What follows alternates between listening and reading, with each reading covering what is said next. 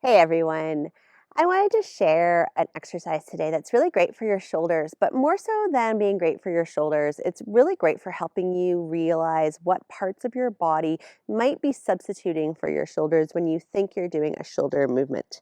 So I'd like you to grab a blanket or a towel. You can grip it pretty wide. And what you're going to do with your towel is you're just going to sweep it over your head in a big circle.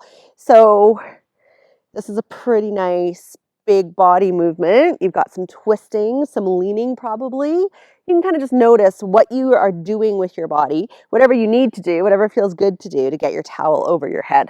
You can go fast.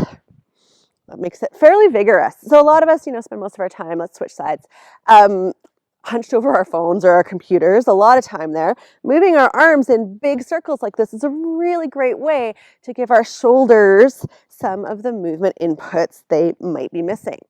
But right now we're not just moving our shoulders, right? Can you tell all that extra body movement that we're doing is what's facilitating our arms getting over our heads. So let's dial that down a little bit. I'd like you to check in with your rib cage. And if you've done my rib cage magic video series, you'll already know that most of us like to live with this sort of rib lift, this semi-permanent rib lift. And this rib lift often comes from a lack of shoulder mobility. So we'll lift our ribs to help get our arms up. So the first thing to do is to see, can you drop your ribs? And if you're not sure exactly what I mean by that, go grab my free rib cage magic series in the caption and practice that a few times.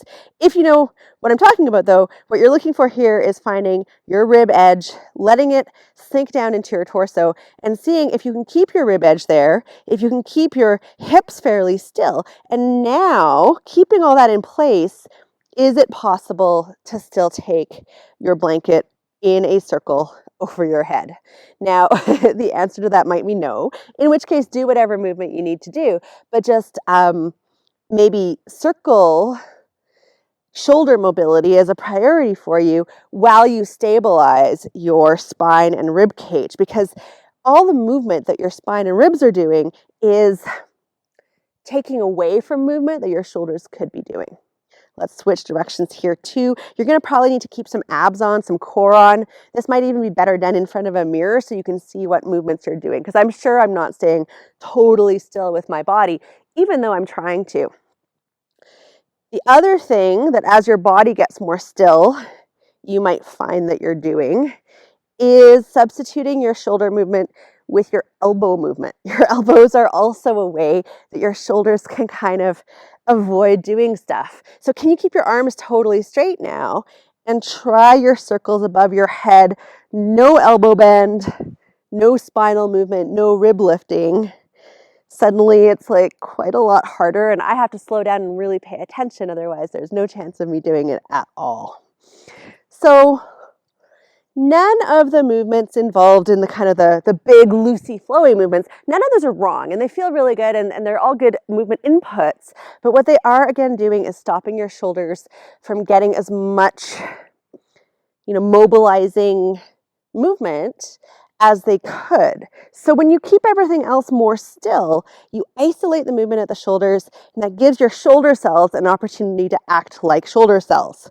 So what we want to kind of refine here is this capacity to stay stable through our torso, long through our elbows, and just ask our shoulders to get a little bit more involved than maybe they have been in the past. Let's take this thing behind the back of our head. We can do kind of a side bend here, a side bend there. Just feel a nice stretch through the side bend.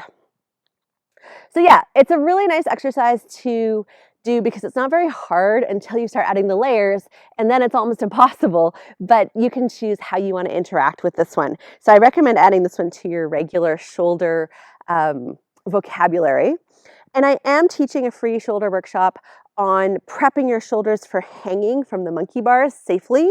This is one of the methods you can use because if you're going to start hanging and swinging, which is great for your body as a general rule, but if you're going to do that and you move your chest and ribs around all the time, that's also not so good for your spine. So you need to learn how to hang as you keep your ribs down, and that's the kind of thing I'll be teaching at my workshop. It's October 3rd. There's a sign-up link in the caption.